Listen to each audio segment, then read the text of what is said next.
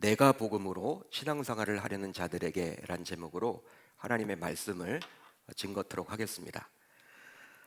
우리 신앙생활의 기준은 성경입니다. 여러분 믿으시면 아멘. 하나님의 말씀이에요. 성경 66권이라는 것이죠. 그러니까 성경이 66권이다. 정경이 66권이다. 우리가 캐톨릭을 인정할 수 없는 것은 우리와 성경이 다릅니다. 그들은 우리보다 7권을 더 넣었어요. 우리가 외경이라고 이야기하는 그 7권을 그들은 성경으로 봅니다. 그러니까 카톨릭에는 여러분 구원이 없다라고 볼 수 있겠죠. 우리가 여러분 정확하게 이야기를 하면 예수님을 믿지 않습니다. 성경 말씀에 나와 있는 것은요 1.1획도 건드리면 안 돼요. 십계명이 다릅니다. 구약에 분명히 출애굽기 20장과 신명기 5장을 보게 되면 히브리어 원어를 보게 되면 나와 있죠. 하나님 말씀에 분명히 십계명이 나와 있는데 그들은 우리가 알고 있는 이 이계명을 인정하지 않습니다. 그러니까 형상을 만들지 말라고 하나님은 말씀하고 있죠. 형상을 만들어서 우상을 만들지 말라고 나와 있는데 캐톨릭은요 마리아상을 만들어 놓았잖아요. 또 여러분 예수의 상을 만들어 놓잖아요. 그 앞에서 절을 하지 않습니까? 그렇기 때문에 십계명을 교묘하게 바꿔 놓았습니다. 그렇게 할 수 있는 이유가 바로 마태복음 16장에 나와 있는 베드로 사도, 그 베드로 사도가 교황, 제1대 교황으로 여긴단 말이에요. 그들은 그러니까 제자 정도가 아니라 교황으로 여겨서 성경을 무조건 이렇게 지워도 된다, 그렇게 생각하기 때문에 그렇게 한 것입니다. 그러니까 여러분들 이 캐톨릭과 우리 기독교는요 완전 달라요. 성경 말씀을 보는 관점이 다릅니다. 그들은 마리아를 숭배하지만 우리는 마리아를 숭배하지 않죠. 마리아를 숭배하지 않고 그냥 예수의 어머니 정도로 존경할 따름이에요. 그게 여러분 차이가 큽니다. 오직 예수를 믿을 때만이 구원을 받는데 그들은 예수 이야기를 거의 하지 않습니다. 마리아 이야기를 하지. 그렇기 때문에 우리가 보기에는 이교라고 보시면 돼요. 이교다. 이단도 아니고 이교, 다른 종교라는 거예요. 기독교가 여러분 절대 아닙니다. 큰 집 작은 집 이야기하지 마세요. 구원은 없습니다. 여러분 교회 다니는 분들 가운데 일부는 우리 부모님 캐톨릭 신자인데 어떡하냐, 여러분 전도하셔야 됩니다. 그냥 놔두시면 안 돼요. 여러분 구원을 받으시려면요 전도를 여러분 하셔야 돼요. 그냥 놔두시면 안 돼요. 적절히 여러분들이 알고 그렇게 대처하실 수 있기를 바랍니다. 그래서 예전에는 그냥 카톨릭에서 이렇게 받았던 영세를 우리 교단에서도 인정을 했었죠. 한동안.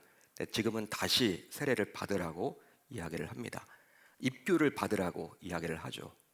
개종해야 된다, 그렇게 여러분 여기고 있습니다. 어찌되었던 우리의 기준은 66권이에요. 66권이다. 이 66권이라는 말은 어떤 의미가 있냐면 하나님의 말씀은 66권 뿐이라는 것입니다. 그러니까 더해서도 안 되고 여러분 더 이렇게 막 끄집어내서도 안 된다는 거예요. 66권 말씀 가운데 내가 좋아하는 말씀들이 있겠죠. 좋아한다고 해서 더 넣어서도 안 되고 또한 부담이 된다고 해서 그것을 지워서도 아니 된다는 것이죠.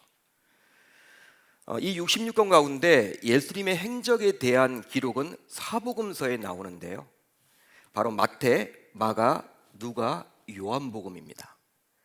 하나님의 부르심을 받은 4명의 저자는 성령의 감동을 힘입어 여러 관점에서 복음서를 기록했는데요, 따라서 사복음서를 묵상하다 보면 얼핏 같은 것처럼 보이지만 또 다른 면을 볼 수 있습니다. 예를 하나 들어볼게요. 이제 크리스마스가 얼마 남지 않았는데 예수의 출생 얼마나 중요합니까? 성경의 주인공은 바로 예수 아니에요? 하나님이신 예수 그리스도 아닙니까?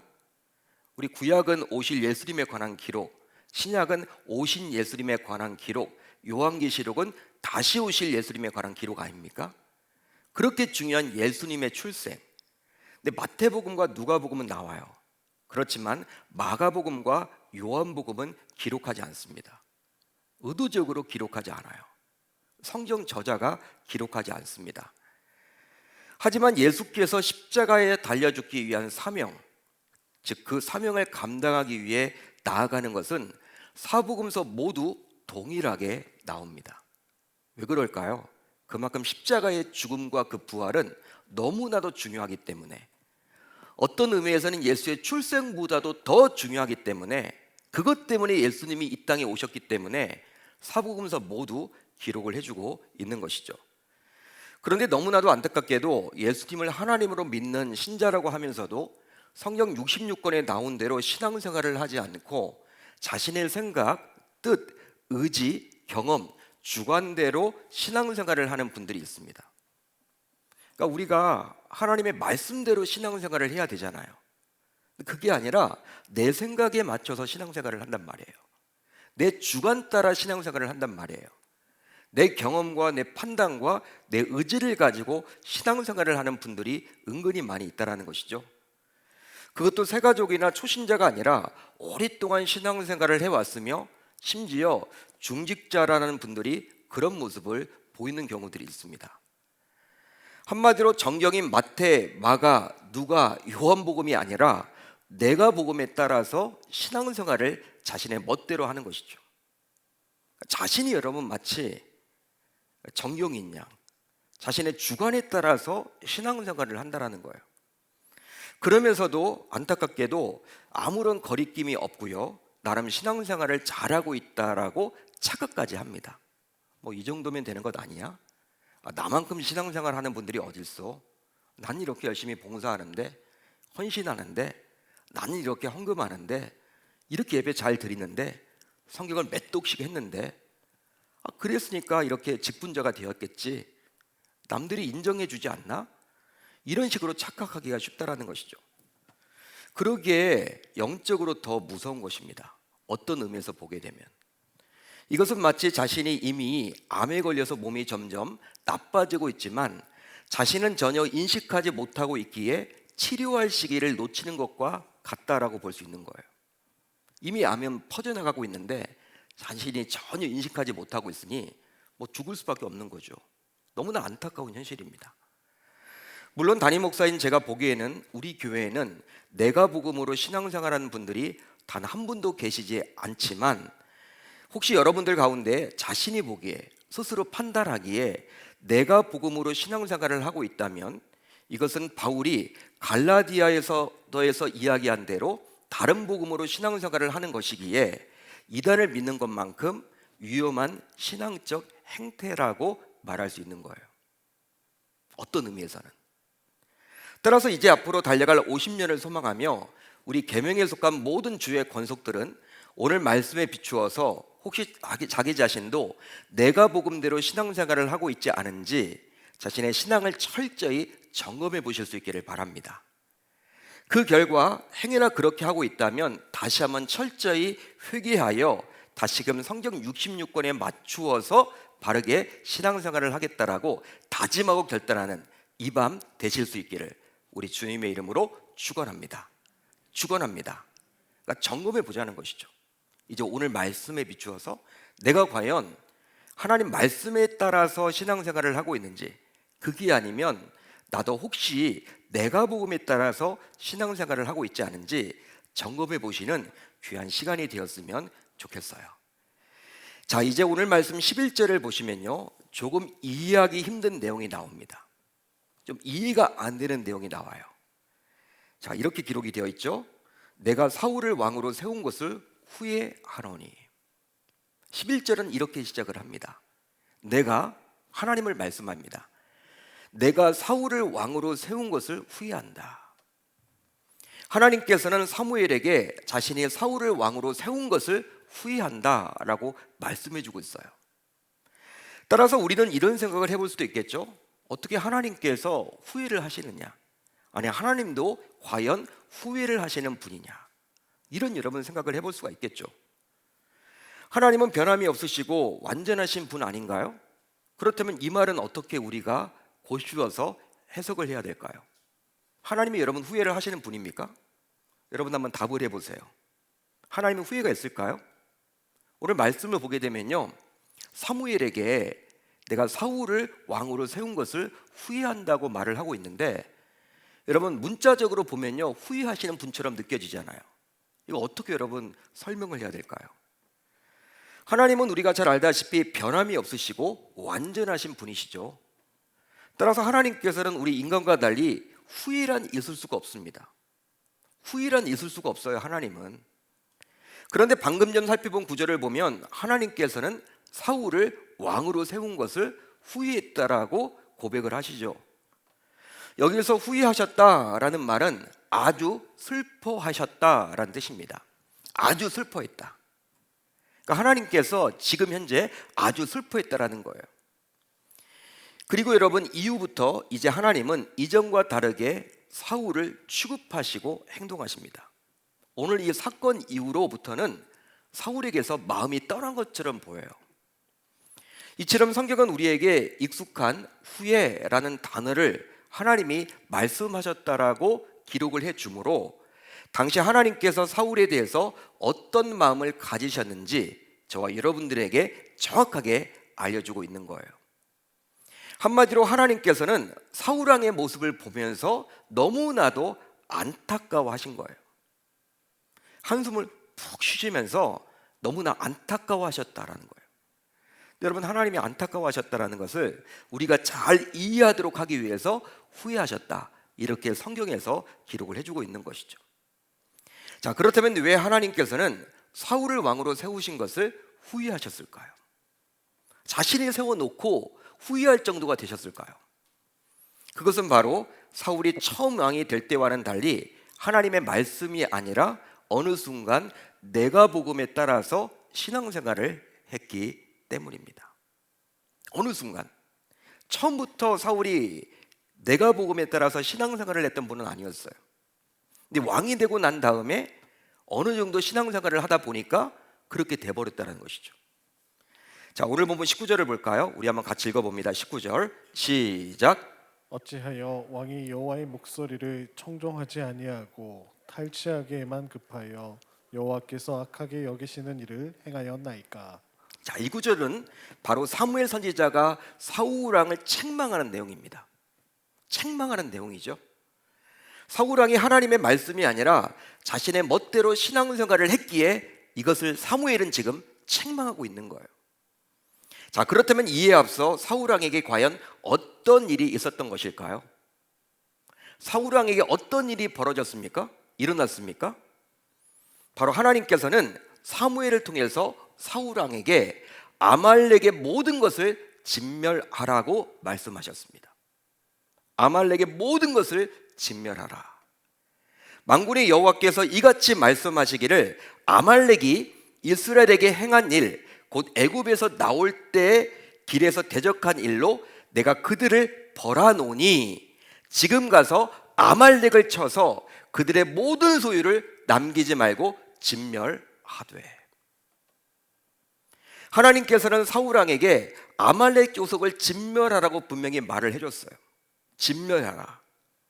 그 이유가 있죠. 하나님은 분명히 이유까지 말씀하셨습니다. 무엇입니까? 출애굽을 할 때 아말렉 족속이 선민 이스라엘 백성들을 대적했기 때문입니다. 한마디로 출애굽을 방해했다라는 거예요. 하나님의 사역을 방해했다라는 거예요.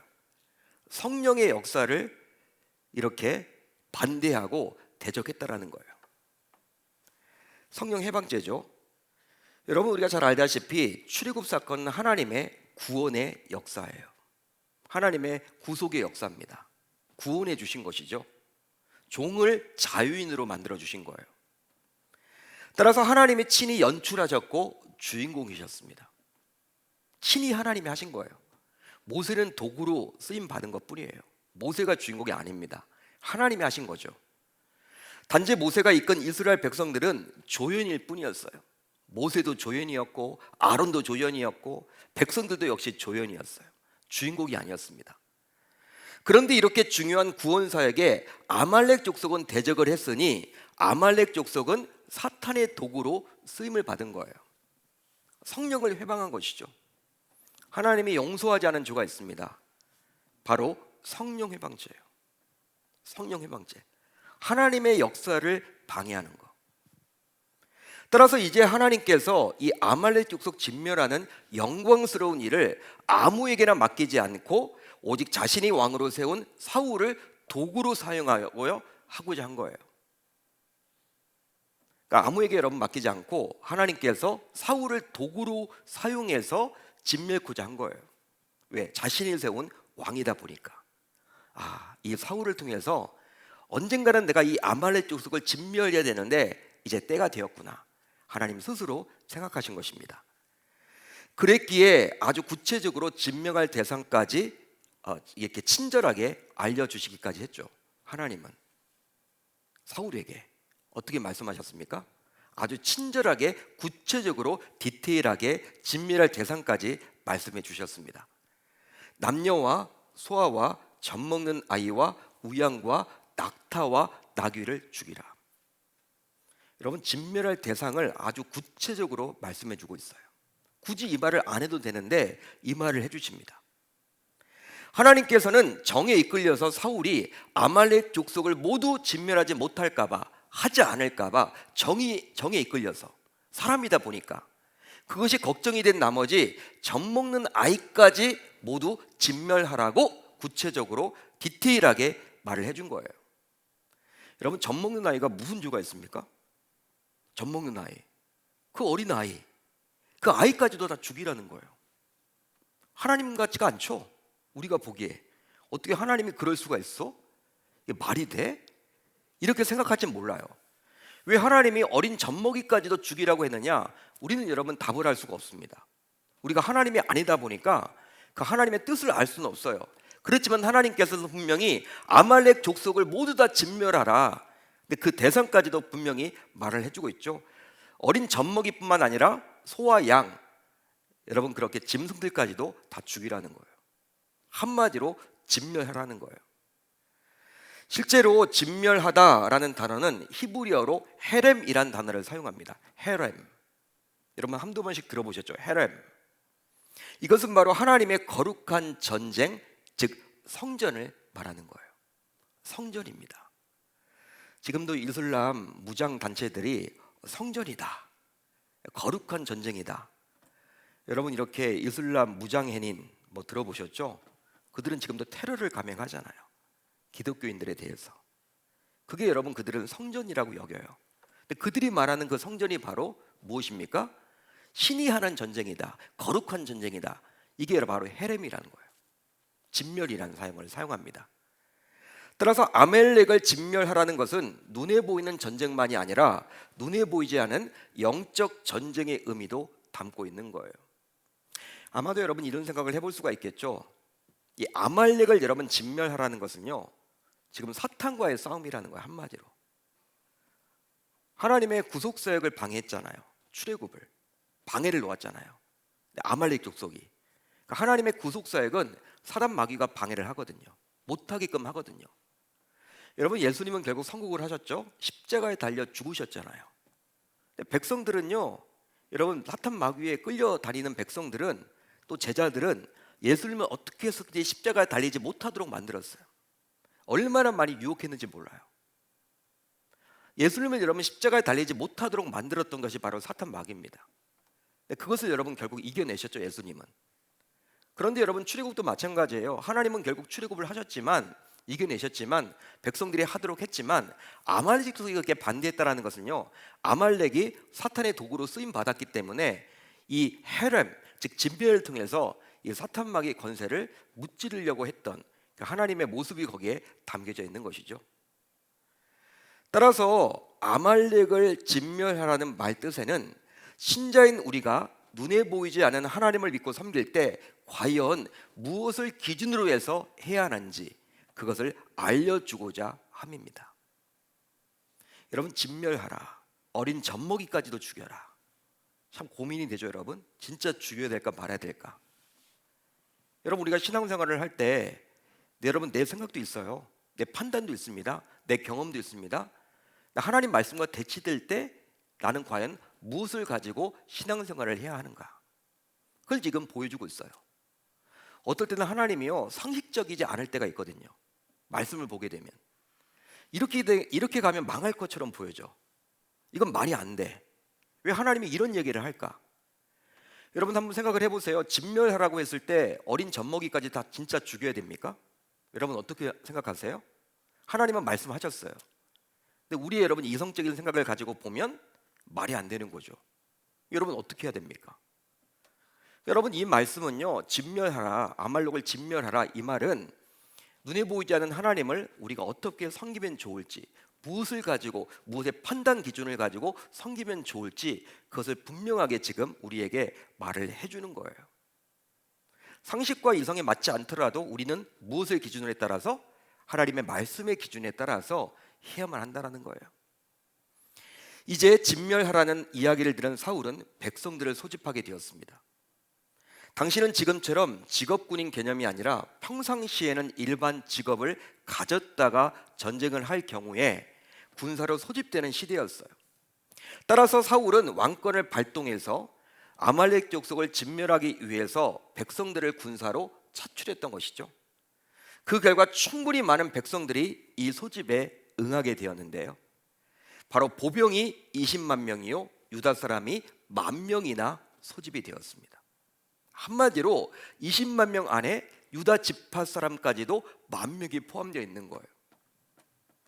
이제 결전의 날이 다가와서 사울이 이끈 이스라엘 백성들은 아말렉 족속과 전쟁을 하게 되었는데요. 그 결과 사울이 이끈 이스라엘 백성들이 대승을 거두게 되었습니다. 자, 그 내용이 바로 오늘 본문 7절로 9절까지 나와요. 우리 한번 같이 읽어봅니다. 시작. 사울이 하울라에서부터 애굽 앞 술에 이르기까지 아말렉 사람을 치고 아말렉 사람의 왕 아각을 사로잡고 칼날로 그의 모든 백성을 진멸하였으되 사울과 백성이 아각과 그의 양과 소의 가장 좋은 것 또는 기름진 것과 어린 양과 모든 좋은 것을 남기고 진멸하기를 즐겨 아니하고 가치 없고 하찮은 것은 진멸하니라. 자, 이 구절을 보시면, 이 구절을 보세요. 이 구절을 보시면 알 수 있듯이 사울과 백성들은 스스로 판단해서, 자기들 스스로 판단을 합니다. 판단을 내놓는데 뭘 판단했습니까? 좋은 것은 진멸하기를 즐겨하지 않고 뭘 진멸했어요? 가치 없고 하찮은 것들만을 진멸했다라는 거예요. 한마디로 진멸하기는 했는데 하나님의 말씀이 기준이 아니라 내가 복음에 맞추어서 진멸했던 거예요. 내 생각대로, 내 이성적인 판단대로. 따라서 신앙생활을 하긴 하되 하나님의 말씀인 성경 66권이 기준이 아니라 오직 자신들의 생각, 그리고 자신들의 뜻과 의지와 경험과 주관에 따라서 한 것입니다. 그렇지만 이 모든 상황을 이끌었던 사울왕은 자신의 잘못을 결단코 인정하지 않아요. 여러분, 이런 사람의 특징이 있어요. 교만한 사람들은요, 자존심이 강하죠. 왜 자존심이 강할까요? 자존감이 없기 때문에 그러는 거예요. 자존감이 중요해요. 자존감. 하나님이 나를 보호하시고 내가 가진 건 별로 없어도 하나님께서 나와 함께 하신다. 여러분, 자존감이 있어야 되거든요. 자존감이 있는 분들은요, 교만하지 않습니다. 근데 자존감이 없는 분들이요, 여러분 대부분 교만한 경우들이 많아요. 자존심이 세고. 그러니까 신앙생활은 이 자존감을 높여야 돼. 자존감을 높여 드리는 겁니다. 하나님을 깊이 만나고 인격적으로 만나게 되면 이 자존감이 강해져요. 자존감이 약하게 되면 자존심이 세지고 결과적으로 교만하기까지 이르게 되죠. 그게 여러분 무서운 거예요. 여러분, 사울이 자신의 잘못을 결단코 인정하지 않아요. 그 내용이 나옵니다. 오히려 다음과 같이 자신의 잘못을 백성들에게 돌려버리기까지 해요. 제가 읽어드릴게요. 사울이 사무엘에게 이르되 나는 실로 여호와의 목소리를 청종하여 여호와께서 보내신 길로 가서 아말렉 왕 아각을 끌어왔고 아말렉 사람들을 진멸하였으나 다만 백성이 그 마땅히 멸할 것 중에서 가장 좋은 것으로 길갈에서 당신의 하나님 여호와께 제사하려고 양과 소를 끌어왔나이다 하는지라. 자기 자신은 별 잘못이 없다라는 거예요. 이 말씀 보게 되면 자기 자신은 그냥 말씀, 하나님의 말씀을 청종했다라고 분명히 자기 입으로 고백을 하고 있죠. 심지어 자신은 억울하다는 식으로 말을 합니다. 이 말씀을 보게 되면. 따라서 창세기 3장에 나오는 첫사람 아담처럼 보이기도 해요. 이 사울의 모습이 첫사람 아담과도 같아요. 그 모습이 그대로 나타납니다. 이런 사울의 모습은 마치 자신은 아무런 잘못도 없다며 오히려 선악과를 따먹은 그의 죄값을 하나님과 자신의 아내에게 책임을 전가했던 첫사람 아담의 모습을 떠올리게끔 만들어요. 자기 자신은 아무 잘못이 없다. 백성들이 한 거다. 책임을 전가하죠. 실제로 사울은 실로 여호와의 목소리를 청종했다고 주장하게 이르렀습니다. 자기는 잘했다. 오히려 칭찬받아 마땅하다. 왜 이렇게 야단이냐? 이런 식이죠, 오히려. 그러면서 아말렉 왕 아각을 살려서 끌고 온 것은 바로 하나님의 말씀이었다라는 식으로 말씀을 왜곡하게 이르러요. 여러분 말씀을 쭉 읽어보세요. 여러분 아말렉 왕 아각을 끌어왔잖아요. 살려두고 끌어왔잖아요. 이것이 하나님의 말씀이었다. 하나님께서 나에게 그렇게 말씀하셨다라는 식으로 말씀을 왜곡했다라는 거예요. 따라서 이런 사울의 모습은 또 말씀을 왜곡하여 선악과를 따먹어도 결코 죽지 않는다는 뱀의 자의적인 해석을 그냥 받아들였던 아담의 모습을 그대로 떠올립니다. 떠오르게 만들어요. 더욱이 사울은 백성들이 진멸의 대상 중에서 좋은 양과 소를 끌고 온 것은 바로 하나님께 제사 드리기 위함이라고 주장했는데요. 하지만 하나님께서 사울에게 아말렉 왕을 살리라고 말한 적은 단 한 번도 없습니다. 어린 젖먹이까지도 다 죽이라고 했죠. 왕이라고 해서 살려두는 경우는 없었어요. 살려두라고 말한 적이 없어요. 하나님께서 어린 젖먹이조차도 다 죽이라고 했지. 따라서 아말렉 왕을 살린 것은 사울의 개인적인 판단이었을 뿐이에요. 하나님의 말씀이 아닙니다. 자의적인 해석을 그렇게 본인이 스스로 하고 있는 것이죠. 실제로 당시 고대 사회에서 민족끼리 전쟁을 하는 경우 이긴 쪽은 패한 쪽의 왕을 죽이지 않는 관례가 있었다라는 거예요. 역사학자들에 따르면 그게 여러분 전쟁의 누리였답니다. 여러분 승패가 나눠지잖아요. 나눠지게 되면 이긴 왕은 진쪽 왕을 죽이진 않는데요. 생명은 붙여준다라는 거예요. 끌고 와서 뭐 노예를 삼거나 죽이진 않는데요. 그 자리에서. 그러기에 사울은 이런 고대 사회의 관례를 따른 것이라고 볼 수 있겠죠. 그게 당시 상식이었으니까, 세상 돌아가는 패턴이니까, 관행이다 보니까 그걸 따른 거예요. 그러나 앞에서도 말씀드렸지만 이번 아말렉을 진멸하라는 하나님의 명령은 눈에 보이는 전쟁이 아니라 바로 거룩한 전쟁으로서 영적 전쟁입니다. 영적 전쟁이라는 거예요. 이번 전쟁은 달라요.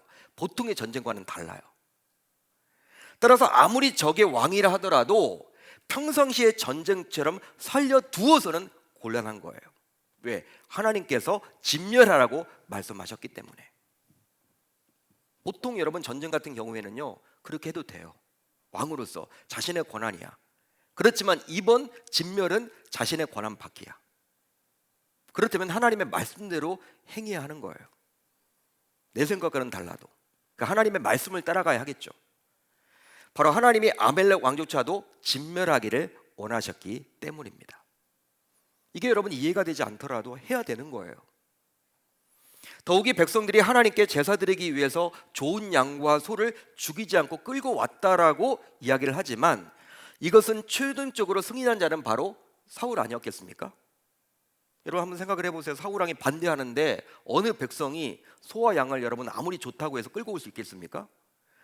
여러분 사울이 허락했으니까 여러분 끌고 올 수 있는 거죠. 백성들은.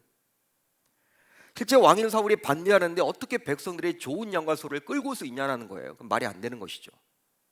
따라서 이번 반쪽의 진멸은 바로 사울 왕의 독단적인 판단이었고 결정이었다라고 보시면 되는 거예요. 백성들은요 무슨 잘못이 있겠어요? 여러분 왕이 시키는 대로 하는 것이지. 자, 그렇다면 사울은 왜 이리 독단적으로 자신의 멋대로 신앙생활을 하게 되었을까요? 여러분 왜 이렇게 독단적이 되었을까? 왜 독재를 하게 되었을까? 물론 절대왕정 국가니까 뭐 독재하는 거죠. 그렇지만 대단히 지금 독단적으로 보이지 않습니까? 묻질 않잖아요 하나님께. 왜 이렇게 되었을까요? 바로 오랫동안 신앙생활을 하면서 교만하게 된 나머지 자기의 생각이 곧 하나님의 뜻인 양 여기게 되었기 때문입니다. 여러분 우리가 조심해야 될 것은 내 생각이 곧 하나님의 생각처럼 착각할 때가 있다는 거예요. 실제로 이번 아말렉과의 전쟁은 성전이기에 하나님께서 이미 이스라엘에게 이기도록 해주신 전쟁이에요. 따라서 아무리 전쟁에 책임이 있는 왕이지만 사울의 경우 하나님의 말씀에만 순종하면 되는 것이죠. 왜? 이번 전쟁은 하나님께서 이기도록 해주신 전쟁이야. 그러니까 순종하기만 하면 되는 거예요. 아무리 왕이지만, 모든 전쟁에 책임은 왕이 있지만, 하지만 사울은 군사를 소집했더니 몇 명이 모였습니까? 대군 20만 명이 모이게 된 거예요. 놀라웠겠죠, 여러분? 사울 자신도 여러분 놀랬겠죠. 말 한마디를 했는데 20만 명이 확 모였으니까 얼마나 여러분 대군입니까? 지금도 여러분 20만 명이면요 대단한 숫자 아닙니까? 근데 고대 사회에서 말 한마디에 20만 명이 모였으니 참 여러분 대단하지 않겠습니까? 따라서 아마도 그 소집된 대군으로 20만 명의 군사를 가지고 아말렉과의 전쟁에서 승부를 보려고 했던 것 같아요. 이 사울은 그리했기에 아말렉과의 전쟁에서 승리를 거둔 이후 사울은 가장 먼저 하나님을 찾기보다는 자신의 업적을 역사에 길이길이 남기려고 시도하게 되었죠. 시도만 한 것이 아니라 시행에 옮겨버렸습니다. 어떤 사람이 사무엘에게 말하여 이르되 사울이 갈멜에 이르러 자기를 위하여 기념비를 세우고 발길을 돌려 길갈로 내려갔다 하는지라. 자기를 위하여 기념비를 세웠다. 여러분, 이 아말렉과의 전쟁은 하나님이 하라고 해서 하게 된 전쟁 아닙니까? 하나님이 시켜서 하게 된 전쟁이에요. 아말렉이 여러분 쳐들어온 게 아닙니다. 여러분, 먼저 하나님이 먼저 공격하라고 하신 전쟁이에요. 그렇다면 하나님이 봐주겠다는 전쟁이죠. 하나님이 책임지시겠다는 전쟁이죠. 따라서 당연히 이길 수밖에 없는 전쟁이기에 전쟁에 이기는 사울의 입장에서는 가장 먼저 하나님을 위한 기념비, 하나님을 위한 기념비, 즉 하나님께 제사를 드려야 마땅했습니다. 그게 먼저였어요. 하나님이 하라고 해서 이겼으니까. 그런데 오늘 말씀을 보게 되면 사울은 하나님보다도 자기 자신이 우선이었고 먼저였던 거예요. 자기 자신이 우선이었고 먼저였습니다. 하나님보다도. 이것은 그만큼 사울이 어느 순간부터 교만해졌다라는 여러분 그것을 알 수 있는 거예요. 심중에 여러분 교만이 생기게 된 거예요. 그걸 지금 보여주고 있는 것이죠. 따라서 아무리 오랫동안 하나님을 믿었던 신자라 하더라도, 심지어 목회자를 포함하여 중재직이라 하더라도 신앙생활에 익숙하게 되면 오히려 자고하게 되어서 자신의 멋대로 신앙생활을 하기가 쉬워진다는 사실이에요. 이걸 여러분 우리는 조심해야 하는 것이죠. 그러면서 자기 자신은 하나님께서 원하는 방식대로 신앙생활을 잘하고 있다라고 착각하기가 쉽습니다. 마치 오늘 말씀에 나와 있는 사울왕처럼 말이죠. 여러분 오늘 말씀을 쭉 읽어보면요, 사울왕과 여러분 사무엘이 대화를 하죠. 사울은 여러분 자신 잘못이 없대요. 사무엘이 여러분 계속 질책을 하는데도 불구하고 회개를 하지 않습니다. 나중에 가서 여러분 그때 이제 사무엘이 떠나려고 하니까 그때 가서 여러분 뭐 이야기를 하죠. 잘못했다고 하지만 그 잘못했다라는 그 여러분 죄의 회개가 진짜 여러분 자신의 잘못을 이야기하는 회개인지 의문이 날 정도예요. 그러게 우리 모두 사울과 같이 어느 순간 교만해져서 내가 복음을 붙들고 신앙생활을 하지 않도록 영적으로 깨어서 하나님의 말씀을 붙들고 온전히 신앙생활을 할 수 있어야만 하겠습니다. 여러분 혹시 신자인 우리 모두 우리 교회를 바라보면서 어떤 교회가 되어야 한다라고 생각을 하십니까? 여러분들은 모두 계명교회 교인이잖아요. 계명교회 교인으로서 우리 교회는 어떤 교회가 되면 좋을까? 여러분들 스스로 한번 속으로 대답을 한번 해보십시오. 그런데 그 대답이 혹시 여러분들의 자의적인 생각은 아닌가요? 즉 자신의 생각대로만 움직이는 교회를 원한다면, 내 생각대로만 움직이는 교회를 원한다면 이미 자신은 하나님이 되어버린 셈이에요. 바로 하나님만이 교회를 세우시고 운영하실 권한이 있으시기 때문이죠. 그런데 그 권한을 자신이 가지려 한다면 이미 자신이 하나님이라고 여긴 것과 마찬가지입니다. 따라서 내가 생각하는 교회, 내가 원하는 설교, 내가 기대하는 목회자만이 옳다라고 여긴다면 이것은 사울처럼 주님을 살아가고 교회를 살아간다라고 말하면서도 어떤 의미에서 보게 되면 내가 복음을 주장하는 것이라 감히 말할 수 있습니다. 이제 오늘 말씀을 보시면 이런 사울왕에게 이제 하나님께서는 사무엘을 통해서 다음과 같은 아주 무서운 이야기를 남기세요. 아주 무서운 이야기입니다. 결론 부분이죠.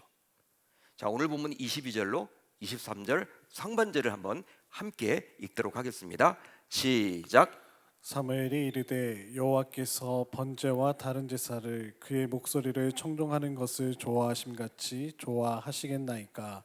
순종이 제사보다 낫고 듣는 것이 순양의 기름보다 나으니 이는 거역하는 것은 점치는 죄와 같고 완고한 것은 사신 우상에게 절하는 죄와 같음이라. 이 구절은 우리 신자들에게 너무나 익숙한, 잘 알고 있는 내용이죠. 그런데 이 구절을 잘못 오역하게 되면 하나님께 드리는 제사가 별로 중요하지 않은 것처럼 착각하기가 쉬워요.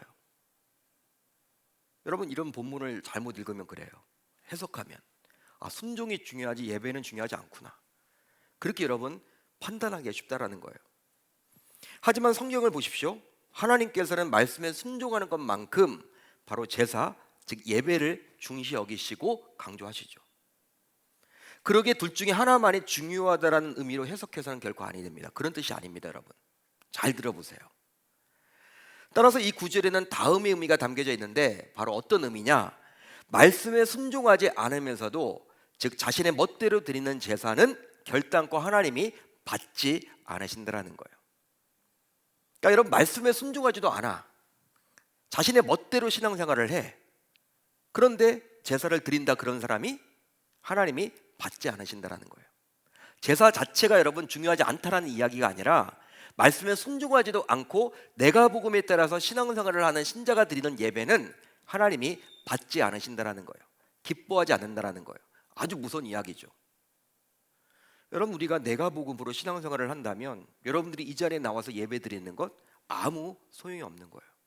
시간 낭비일 뿐입니다. 하나님이 지금 그 이야기를 해주고 있는 거예요. 아주 무서운 이야기죠. 한마디로 사무엘이 제사 핑계를 대면서 백성들의 좋은 양과 소를 진멸하지 않았다고 하니 하나님께서는 그런 제사라면 자신이 받지 않겠다라는 의미예요. 그런 제사는 내가 받지 않겠다. 그러기에 우리 모두 하나님의 뜻이 아니라 내가 복음에 의존해서 내 생각, 내 뜻, 내 의지, 내 주관대로, 내 경험대로 드리는 예배, 봉사, 심지어 선교 전도조차도 하나님이 받지 않으시고 기뻐하지 않는다라는 사실입니다. 따라서 이제 우리 모두 내가 복음을 청산하고 하나님의 뜻을 철저하게 구하며 그 뜻 안에서 예배도 드리십시오. 그리고 봉사도 하십시오. 그리고 전도도 하십시오. 그리고 선교도 하십시오. 그리고 헌신도 하실 수 있기를 우리 주님의 이름으로 축원합니다. 축원합니다. 여러분, 내 뜻대로 신앙생활을 한다? 내 생각대로 신앙생활을 한다? 여러분, 우리가 신앙생활을 오랫동안 해오면요, 여러분 매너리즘에 빠져요. 내가 하는 신앙생활만이 옳은 것처럼 생각할 때가 참 많아요. 그렇기 때문에 우리는 항상 말씀에 비추어서, 기도에 비추어서 내가 하는 신앙생활이 과연 올바른 신앙생활인지, 이게 혹시 내가 복음이 아닌지 자신이 항상 신앙을 점검해 봐야 한다는 거예요. 점검해 보지 않으면요, 어느 순간 그렇게 여러분 우리는 나도 모르게 내가 복음에 빠져서 신앙생활을 할 때가 많이 있다라는 사실이죠. 여러분, 우리가 자동차도 점검을 여러분 자주 해야죠. 점검을 자주 하는 차를 오래 탑니다. 점검하지 않고 고장난 차를 여러분 갑자기 고장나고 그때 여러분 고치고, 그런 차는 오래 타질 못해요. 미리미리 점검하는 게 중요해요. 여러분, 우리도 마찬가지입니다. 이제 한 해를 우리가 이제 또 마무리하는 12월을 우리가 맞이하게 되었는데, 우리가 신앙생활을 어떻게 지금 하고 있는지 오늘 이 밤 자신의 신앙을 점검해 보실 수 있길 바라요. 그래서 행여나 사울과 같은 모습이 있다면 오늘 말씀에 비추어서 철저하게 회개하고 이제 돌이켜서 내가 복음이 아니라 성경 말씀대로 우리가 신앙생활을 하겠다라고 다짐하고 결단하는 이 밤이 되실 수 있기를 우리 주님의 이름으로 축원합니다.